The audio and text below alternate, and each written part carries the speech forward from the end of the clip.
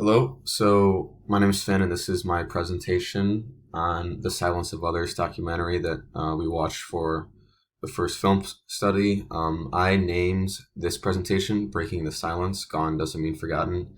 Basically, what I'm trying to explain here is how the victims and those who have been affected by Franco and the amnesty laws, who have kind of been forgotten in time and not remembered fairly, in my opinion, does not mean that their legacy will not live on or they will not have an effect on the future of Spain. So, kind of moving on here into a brief overview of the plot of Silence of Others. I know we're not supposed to cover too much of it, but the point of the documentary was kind of mainly to inform and kind of give the victims of the Spanish Civil War and Franco's dictatorship, where they created the amnesty laws, a voice and a story that they can be proud of. For some cases, we have a character in the documentary whose main goal is to find her parents' bones and be able to be buried with them. So, kind of just giving them the natural human rights that they deserve, no matter what their political beliefs may be. A big topic in this was obviously the amnesty law, which I wanted to kind of move into here.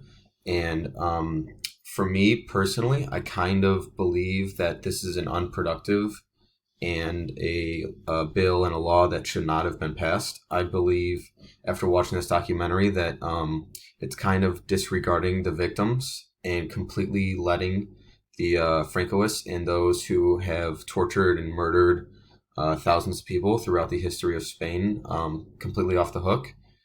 Um, Kind of towards the end, more on the plot, we see some of the kind of antagonists get prosecuted.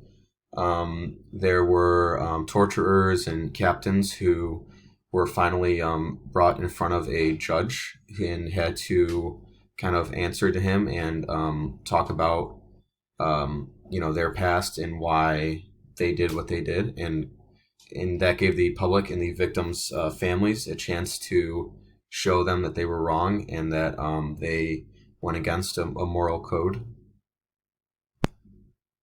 But kind of more on the amnesty law here, why I believe it is, not a great thing. I will say I do understand, some people's point of views of leaving the past in the past and moving together as one nation and, moving past the dark history that Spain had for a couple years.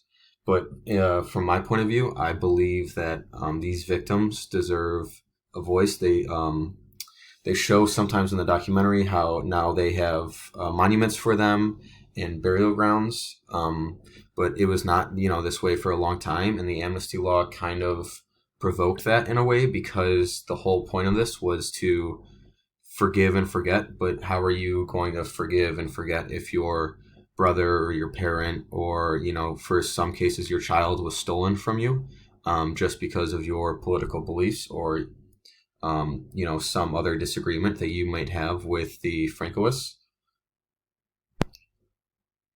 Another critique I have on the amnesty law is I believe that it's extremely important to understand the history of all nations, but especially your own, because if you don't, figure out the history and learn it and understand it and learn why things were the way they are, they're often going to repeat themselves. And there's a clip in this documentary where they go around asking young people about my age, kind of what's the amnesty law, like what do you think about it, and they're like, oh, I don't know, I haven't heard of it.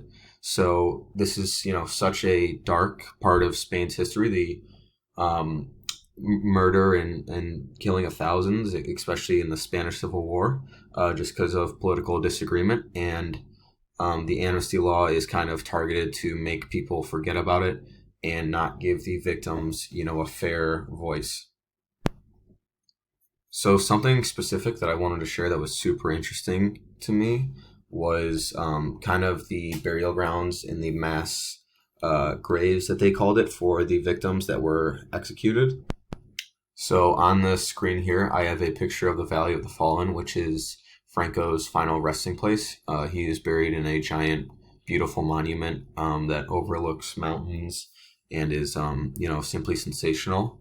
But talking, or the people in the documentary talking about how the victims were buried in mass graves, and oftentimes their families didn't even have, tombstones for them or access to their bodies or, places to go and see them. There's a clip in the documentary where they talk about how families would have to throw flowers over walls, and they'd have to go to the wall where their whatever significant other or parent was shot and murdered.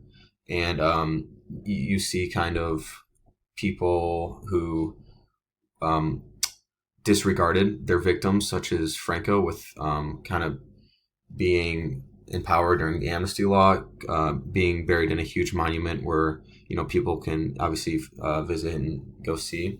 There's also discussion about how in places where victims were murdered, that there are Francoists and pro-revolutionists who were given giant monuments and buried there in good faith, but the actual victims and the people who were affected the most were given not a sliver of the same respect. Kind of wrapping up here, it is kind of bittersweet, the documentary. Obviously, you can't take back the past, and what happened was terrible with mass murders and thousands dead. But we have seen since these protagonists and activists who have come to courts all over the world, but specifically in Argentina, who have really pushed for remembrance of their loved ones. We see that some of them are able to kind of get things as simply as the bones of their loved ones back, which to these people it means so much. There is definitely more history and talk about what has happened in education. People kind of, I feel like, are realizing how terrible it was, and overall how with learning and moving forward and being better and accepting differences, how they can make this never happen again.